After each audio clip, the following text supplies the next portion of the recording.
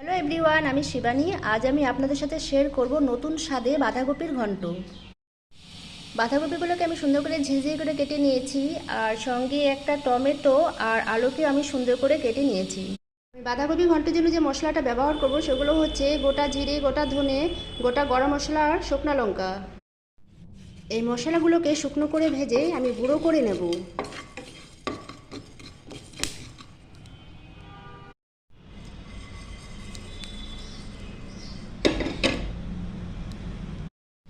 আমি জিরে, ধনে, গোটা গরম মশলার পাউডারটা বানিয়ে নিয়েছি। কড়াইতে তেল দিয়ে তেলটা গরম করে ফোড়ন দিয়ে দিয়েছি তেজপাতা, শুকনো লঙ্কা, গোটা জিরে আর কালো জিরে। তারপর দিয়ে দিলাম কেটে রাখা আলুগুলো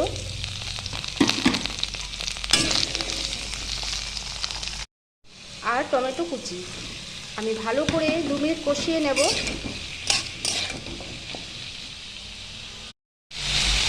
নুন আর হলুদ দিয়ে আমি 2 মিনিট ভালো করে কষিয়ে নেব।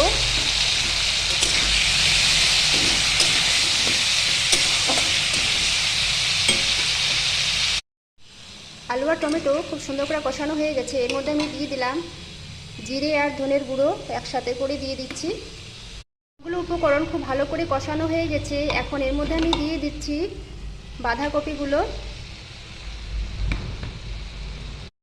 বাঁধাকপিগুলো দিয়ে ভালো করে নাড়াচাড়া করে আমি 5 থেকে 7 মিনিট ঢাকা দিয়ে ভালো করে কুক হতে দেব। 7 মিনিট পর ঢাকনাটা খুলে দিলাম, আর এর মধ্যে আমি দিয়ে দিলাম এখন ঝালের জন্য কাঁচা লঙ্কা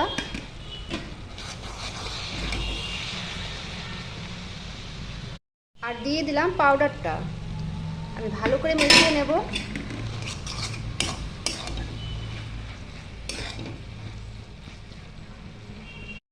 এরপর আমি দিয়ে দিলাম স্বাদ মতন চিনি আর দিয়ে দিলাম 1 চামচ ঘি।